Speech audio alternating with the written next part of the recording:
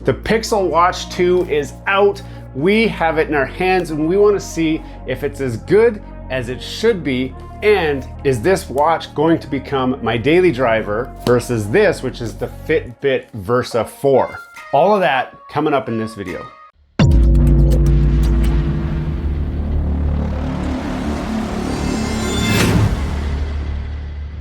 Hello and welcome back to Gears and Tech. You guys probably already saw that we recently got this, which is the Pixel 8 Pro phone. Now that phone it's actually right here. I'm using this as my current daily driver. I'm testing this phone to see if it's any good. See if it's better than my Galaxy S20 Ultra that I replaced it with. Now that's a pretty old phone, so it should be a pretty easy competition to win.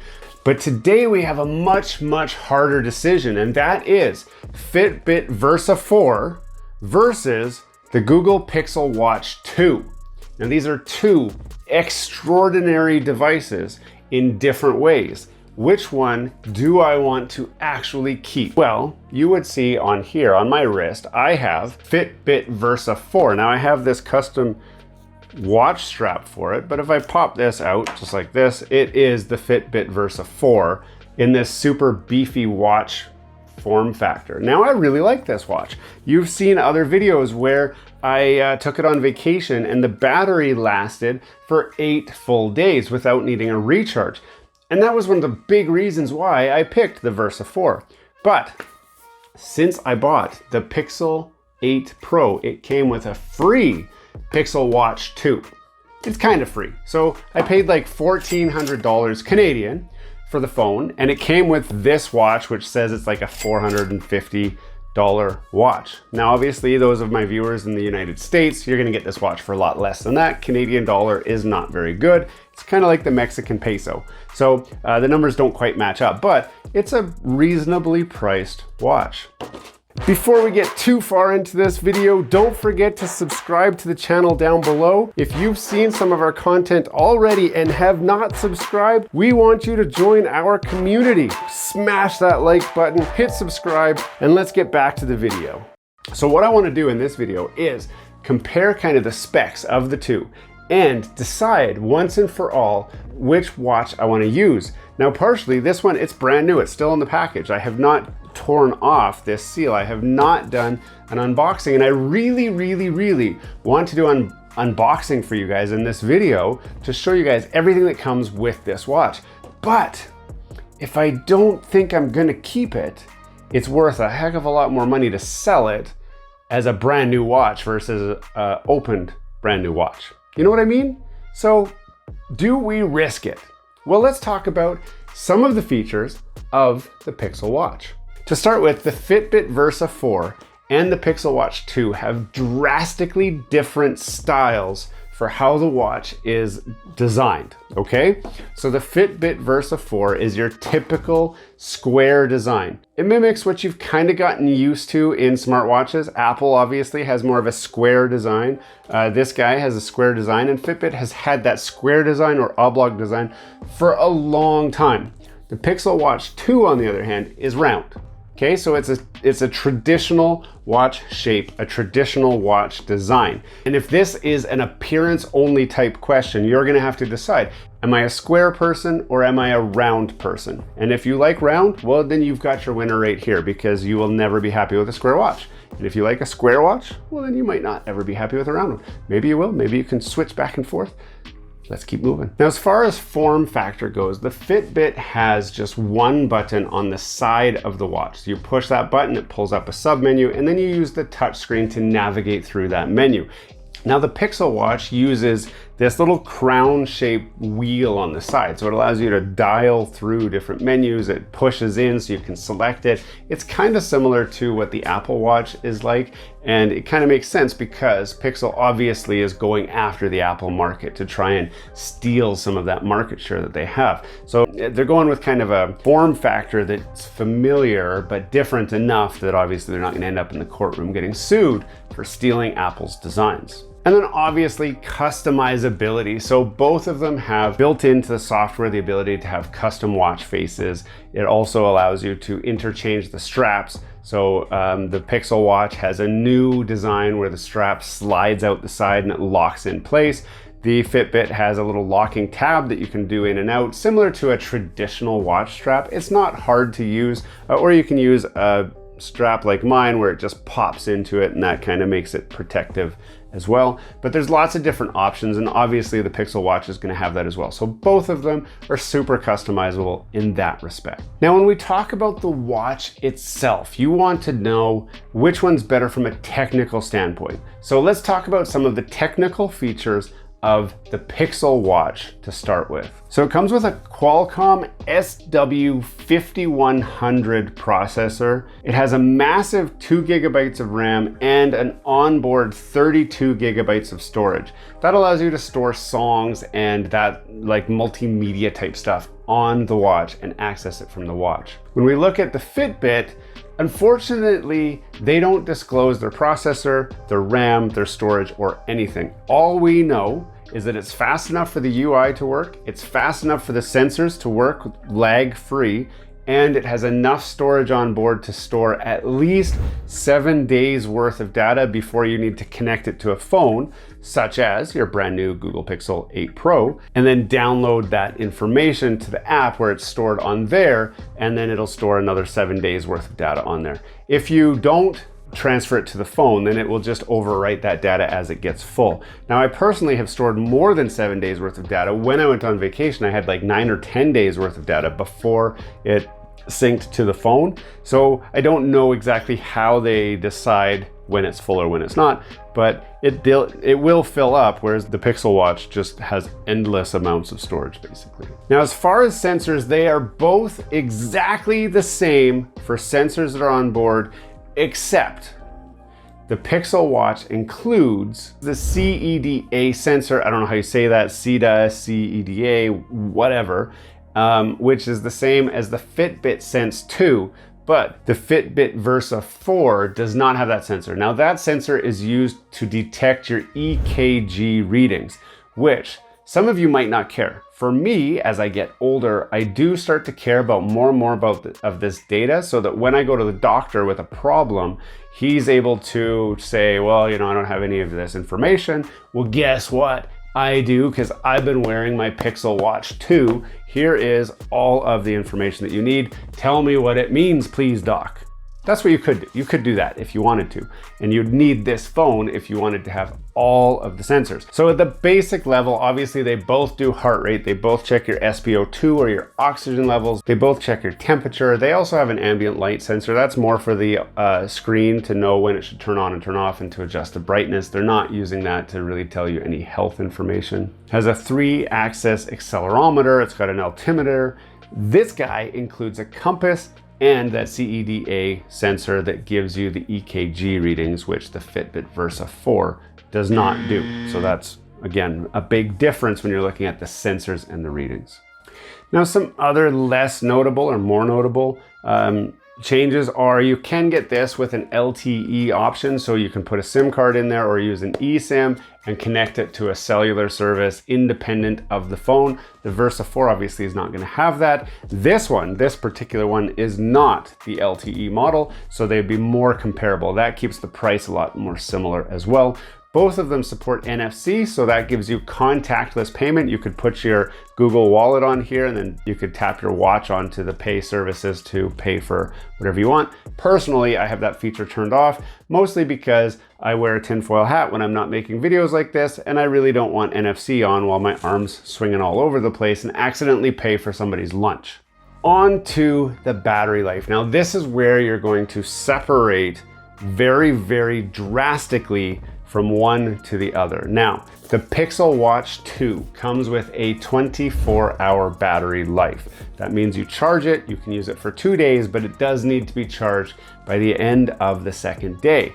Part of the reason that the battery life is so depleted is because this has an always on display. It's always showing you the time. So if your hand's upside down like this and you're not looking at your watch, it's still showing you your time.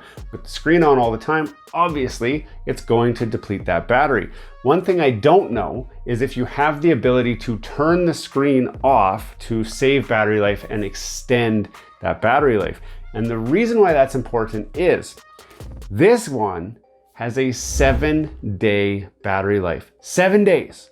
So you could charge this once a week, wear it all week, and it would last all week.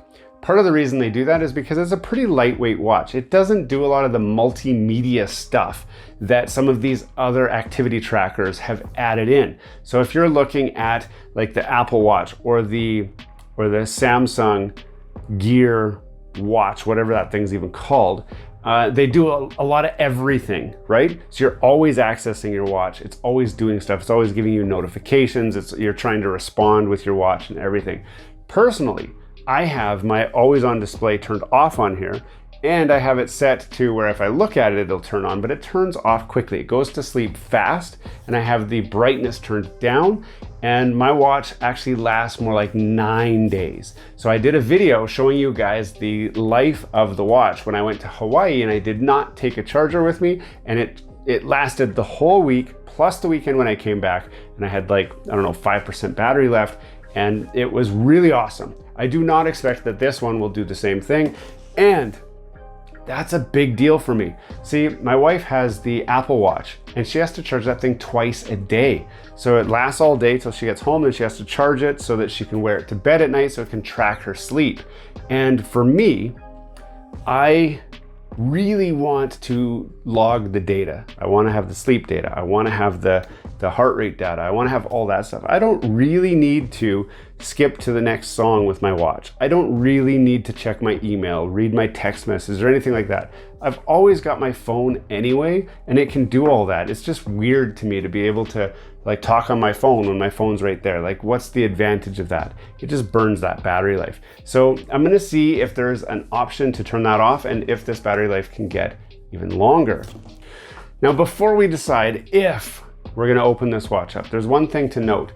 Google recently bought Fitbit. They bought the company, they bought the brand. So when you're talking about the absolute experience, so your phone will connect to this watch through the Fitbit app, the same as this Fitbit app. Now, one of the biggest complaints of that Fitbit app is there's a paid service in there. There's a premium subscription. So the basic subscription gives you access to certain information, but not all of the information. To access all of the information from your Pixel watch, you also need that premium subscription. Now, it will be noted that in the case of my Pixel 8 Pro, it does have a watch app specifically for this that is outside of the Fitbit app, but it's a very similar experience. So you're not getting extra data. You still need that premium subscription service in order to get that extra information. So really, when you're looking at it, these are a lot more similar than you would think. And for that reason, I've been so back and forth. Do I open this? Am I happy with this? Now, here's where I'm at, and I'm glad you've stayed this long because I'm about to give you my opinion, and my opinion matters. And that's why you stay here, because you want to know what my opinion is. And now that we're both done laughing at how ridiculous that statement is, let's talk about which one is right for me. I really like the Versa 4. Like, I wanted to draw this all out and have some dramatic effect, but here's the things I like about the Versa 4. Number one, this square shape. I like this. I like it. I love it. I don't know if I love it. I like it though. I like it. And when I wear it on my wrist, I bought this strap specifically because I wanted something that was kind of retro. Now, back in the day, I loved wearing G-Shock watches. Now, when I looked at the G-Shock and I compared it to this, especially with this case, has that reminiscent shape and feel to it where, I just feel like I'm back in the day wearing a G-Shock. When I look at this, it looks kind of dainty. And, there's nothing wrong with being dainty. I'm not saying that there's anything wrong with that. But for me, the kind of stuff I'm doing all the time. I just don't think that the Pixel Watch suits what I'm about. I'm more, and you know, we can laugh at this together, I think I'm more of like a rugged, outdoorsy, doing stuff kind of guy. If I was in an office building wearing my nicest suit and my shoes match my belt, this is the watch for you. Like if you are wondering which one should I use right now, the easiest way to tell, look down at your feet. Do your shoes that you're wearing right now match your belt? If the answer is yes, that's your watch. Hands down, Pixel Watch 2. That is your watch. If you look down and you've got flip-flops on, you've got mismatched socks, maybe you're like me, and you know, I'll stand up so you guys can see, you're wearing swim shorts that you got on the clearance rack at Walmart 5 years ago, and your coolest Gears and Tech shirt, this is probably the watch for you. It's cheaper.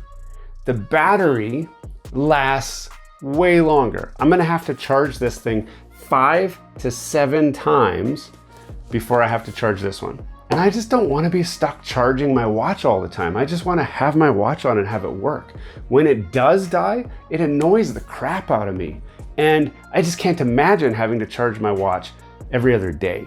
Like, that's just too much for me. But if your shoes match your belt, you probably spend a lot of time doing your hair and making sure that your eyebrows aren't getting out of shape and that your suit's looking really good, you know? And so it's no big deal while you're doing all of that to stick this on the charger, and it charges really fast, so that when you're done all of that and you're looking really good and you want to put your nicest watch on, you put it on and you walk away.